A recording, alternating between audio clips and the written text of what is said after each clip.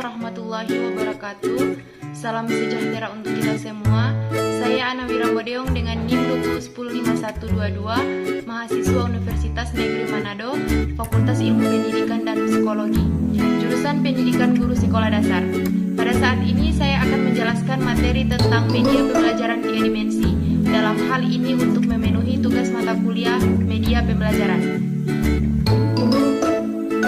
Pada saat ini kita masuk pada pembahasan yang pertama, yaitu pengertian media pembelajaran.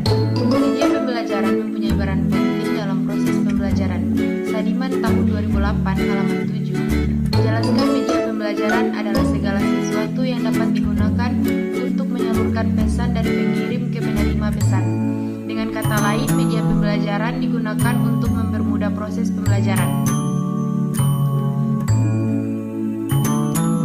Masuk pada pembahasan yang kedua, yaitu pengertian media pembelajaran 3 dimensi.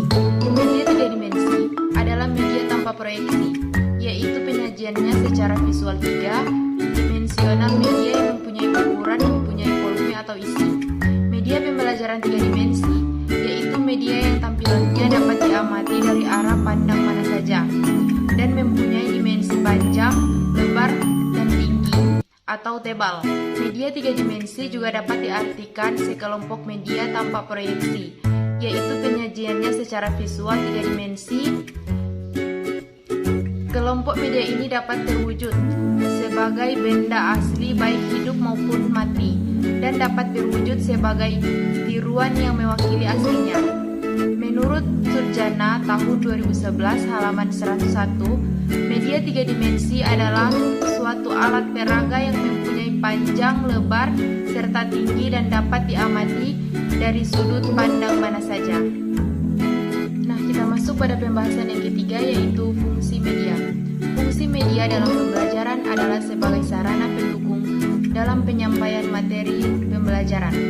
Menurut Sadiman tahun 2008 halaman 8 mengemukakan fungsi atau kegunaan media pembelajaran sebagai berikut. Yang pertama, memperjelas penyajian pesan agar tidak terlalu bersifat verbalitis atau ceramah. Setiap siswa mempunyai cara untuk memahami setiap materi yang disampaikan oleh guru. Yang kedua, mengatasi keterbatasan waktu maupun objek yang sulit dijangkau dalam proses pembelajaran, misalnya objek yang terlalu besar, gerakan yang terlalu cepat, dan peristiwa yang terjadi pada masa lalu. Yang ketiga, mengatasi sikap pasif siswa. Pada saat ini, pembelajaran media bisa membantu meningkatkan gairah belajar dan interaksi dengan lingkungan tempat belajar siswa. Yang keempat, media dapat memberikan perangsang yang sama sehingga persepsi dari siswa yang berbeda-beda sebelumnya menjadi setelah memperoleh pengalaman belajar dari media.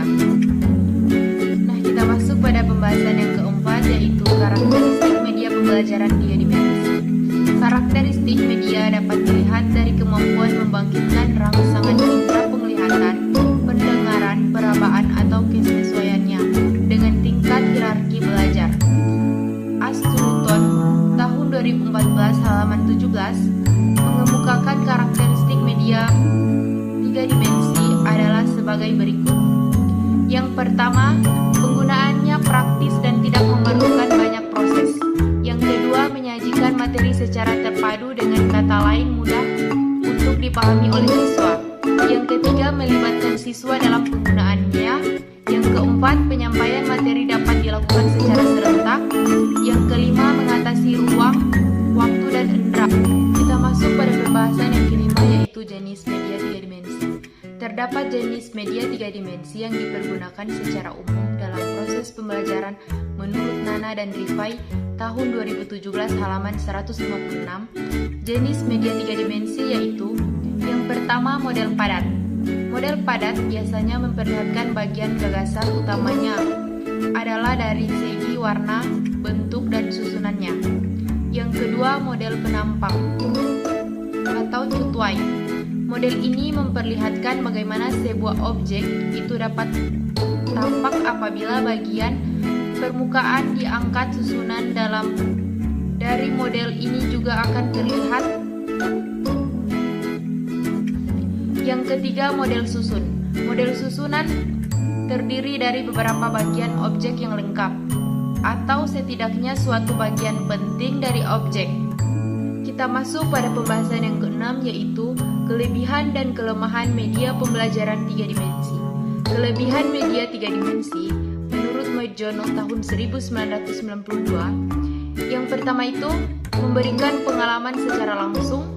Yang kedua, penyajian secara konkret dan menghindari verbalisme. Yang ketiga, dapat menunjukkan objek secara utuh baik konstruksi maupun secara kerjanya. Yang keempat, dapat memperlihatkan struktur organisasi dengan jelas. Yang kelima, dapat menunjukkan alur suatu proses secara jelas. Kelemahan media pembelajaran 3 dimensi menurut Mojono tahun 1992, yang pertama, tidak dapat menjangkau sasaran dalam jumlah. Yang kedua, penyimpanannya memerlukan ruang yang besar dan perawatan yang rumit. Yang ketiga, untuk membuat alat peraga ini membutuhkan biaya besar. Yang keempat, anak tunanetra sulit membandingkannya